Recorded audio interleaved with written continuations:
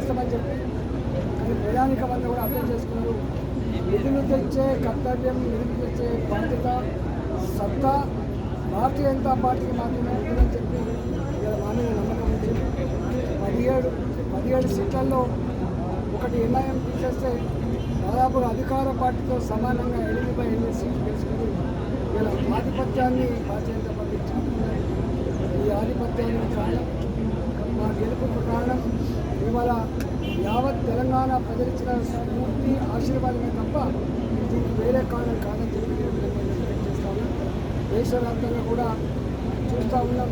295, 296, 300 పైచిలకు సీట్లతో భారతీయ జనతా పార్టీ మిత్ర పక్షాలు రేపు మళ్ళీ మోడీ గారి నాయకత్వంలో ఇవాళ దేశంలో స్వేచ్ఛ, స్వతంత్రం, ప్రగతి, ఆత్మగౌరవ బావుట ఎదురాలంటే మోడీ గారే ప్రధానమంత్రి ఉన్నారనేటువంటి భావన ఏంటి దేశంలో తప్పకుండా ఇవాళ 3వసారి భారతీయ జనతా పార్టీ కర్తవ్యం, బాధ్యత నరేంద్ర మోడీ గారిని స్పష్టంగా తెలుసు.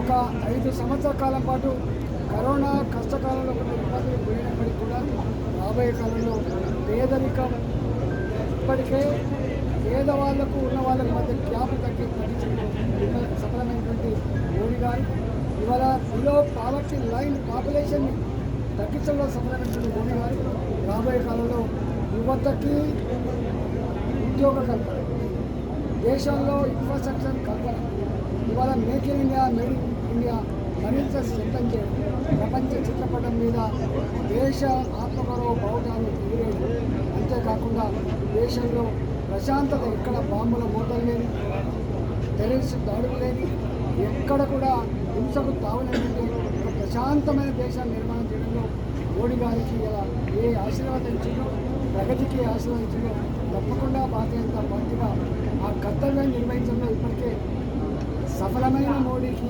అనుభవం ఉన్న మోడీకి, కమిట్మెంట్ ఉన్న మోడీకి రాబోయే కాలంలో తప్పకుండా అన్నింటినీ మొదలుపెట్టుకొని ఎదుర్కోబోతుందని చెప్పి ఈ సందర్భంగా మనం చేస్తున్నాం. ఇవాళ మల్కాగిరిలో నేను తెలంగాణ ఉద్యోగంగా 24 సంవత్సరాలుగా తెలంగాణ ప్రజల కళ్ళ ముందు ఈ స్థాయి నాలాంటి వారికి మల్కాగిరి అయినా, ఆదిలాబాద్ అయినా, నల్లగొండ అయినా, కరీంనగర్ అయినా, మహబూబ్నగర్ అయినా అందరి బిడ్డగా పెట్టిన పొత్తుల సర్దిగా నిలబడేది కాబట్టి 34 సంవత్సరాలుగా మల్కాగిరిలో, అది అల్వాల్లో కావచ్చు, శామర్పేటలో కావచ్చు, అలియాబాద్లో కావచ్చు, నాంజాల్లో కావచ్చు, గూడూరులో కావచ్చు, మీరు ఇక్కడే మీ కళ్ళ ముందు పెరిగిన బిడ్డగా 2 మాటలు హామీ ఇస్తూ ఉన్నా. ఒకటి, నా మీద ఇంత విశ్వాసం వచ్చింది, ఇక్కడ ఎంత డబ్బులు పంచినా, అధికార దుర్గానికి పాల్పడ్డా, అనేక రకాల వైషమ్యాలకు తెలియలేపినప్పటికీ సంయుక్త ఆలోచనలు చేసినప్పుడు కూడా మల్కాగిరి ప్రధానిక మంత్రి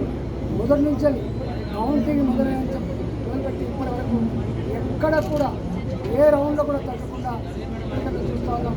3 లక్షల పైచేతి మెజార్టీతో మల్కాగిరి ప్రజానికానికి వాళ్ళకు దండం పెడుతూ, వాళ్ళకు శిరస్సు వంచి నమస్కరిస్తూ తప్పకుండా మల్కాగిరిలో ఏ సమస్యలతో ప్రస్తావించి, అది కంటోన్మెంట్లో ఉన్నటువంటి రోడ్డు సమస్య కావచ్చు, రైల్వే డిపార్ట్మెంట్ పరంగా ఉన్నటువంటి రోడ్ల సమస్య కావచ్చు, అండర్ పాస్ల సమస్య కావచ్చు, ఇలా చెరువులో దుర్గంధపూరితంగా మాట్లాడే సమస్య కావచ్చు, ఎంప్లాయ్మెంట్ జనరేషన్ సమస్య కావచ్చు, ఐటీ కార్డర్ కావచ్చు, ఇండస్ట్రియల్ హబ్ కావచ్చు, ఇన్ఫ్రాస్ట్రక్చర్ డెవలప్మెంట్ కావచ్చు, ఈ అన్నిటి విషయంలో పేదలకు ఇల్లు కట్టించే విషయం కావచ్చు, ఏ హామీలైతే ఇచ్చారు.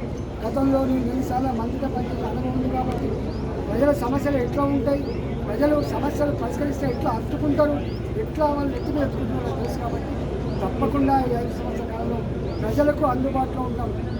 ఒక మాట. రెండవది, నోట్లు 4 లేకుండా 2వ మాట.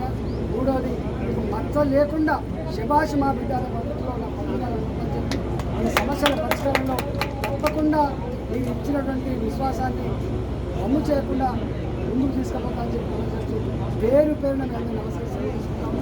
అదేవిధంగా మా కార్యక్రమం